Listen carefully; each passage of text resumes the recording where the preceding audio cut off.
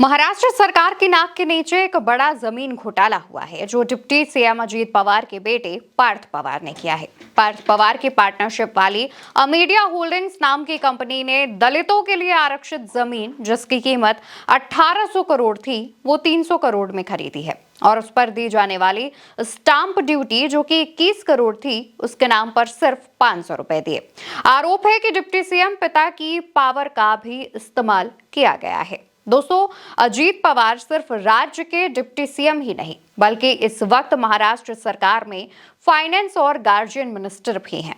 अब तो आप इस खेल को समझ गए होंगे कि काम कैसे इतनी आसानी से हुआ है और साथ ही ध्यान देने वाली बात यह भी है कि जिस जमीन को खरीदा गया है वो कोई आम जमीन नहीं थी बल्कि महार वतन की है, यानी ये एक तरह से सरकार की जमीनें हैं जिसे कोई बेच नहीं सकता। लेकिन शायद ये नियम नेताओं के परिवारों पर लागू नहीं होते हैं, तभी 1800 करोड़ की जमीन सिर्फ 300 करोड़ में न सिर्फ बेची गई बल्कि कंपनी ने सरकार के आईटी पार्क नीति का फायदा उठाते हुए 21 करोड़ की स्टाम्प ड्यूटी भी बचा ली और उस पर पूरी तरह छूट हासिल कर ली और मात्र 500 रुपए दिए गए, यानी 500 रुपए में सौदा निपटा दिया गया। हैरान करने वाली बात तो यह भी रही कि अजीत पवार के बेटे पार्थ पवार की कंपनी में उनके ममेरे भाई दिग्विजय अमर सिंह पाटिल भी पार्टनरशिप में है। कंपनी की पंजीकृत पूंजी मात्र 1 लाख रुपए है, फिर भी कंपनी ने बेहद आसानी से 300 करोड़ की जमीन खरीद ली। मामले पर डिप्टी सीएम अजीत पवार का बयान आया।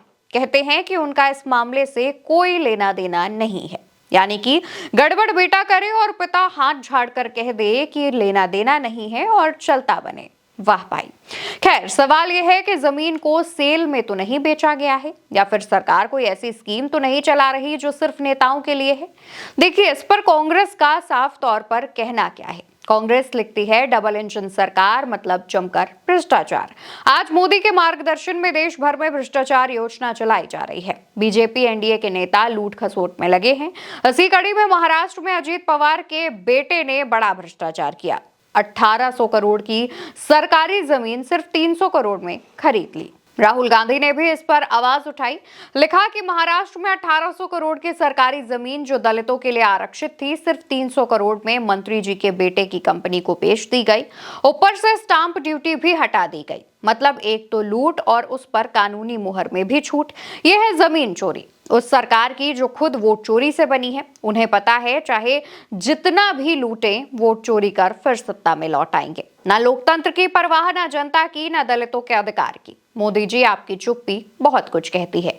क्या आप इसलिए खामोश हैं क्योंकि आपकी सरकार उन्हीं लुटेरों पर टिकी है जो दलितों और वंचितों का हक हड़पते हैं। दोस्तों, महाराष्ट्र में सरकार भाजपा के गठबंधन की है, महायुति की है, प्रशासन भी भाजपा का ही है क्योंकि भाजपा के ही मुख्यमंत्री हैं और अब भाजपा के ही मुख्यमंत्री देवेंद्र फडणवीस ने इस मामले पर जांच के आदेश दे दिए हैं। मुख्यमंत्री देवेंद्र फडणवीस ने राजस्व विभाग के अतिरिक्त मुख्य सचिव विकास खड़गे के नेतृत्व में उच्च स्तरीय जांच समिति गठित करने का आदेश देते हुए तत्काल जांच के आदेश दिए हैं और सीधे डील रद्द कर दी है, यानी कि अब ये डील जो है वो आगे नहीं बढ़ेगी। खैर, बढ़ना भी नहीं चाहिए, लेकिन दोस्तों देखना ये होगा कि मामले पर क्या एक्शन होता है या फिर ये मामला नेता के बेटे से जुड़ा होने की वजह से सिर्फ और सिर्फ फाइलों में दबा रह जाएगा। जानकारी के मुताबिक जब महाराष्ट्र में पिछले साल सरकार बनी थी उस वक्त अजीत पवार एक मांग पर अड़े थे कि वित्त मंत्रालय यानी कि फाइनेंस मिनिस्टर का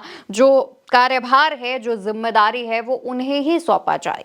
जिसके बाद सवाल उठने लगे हैं कि क्या अजीत पवार ने फाइनेंस मिनिस्टर के पद की मांग इस वजह से की थी कि उनके पीठ पीछे उनका जो बेटा है वो इस तरीके से सरकारी जमीन को हड़प सके। बता दें कि ये इतना बड़ा घोटाला है लेकिन नेशनल मीडिया इस पर डिबेट नहीं कर रही है।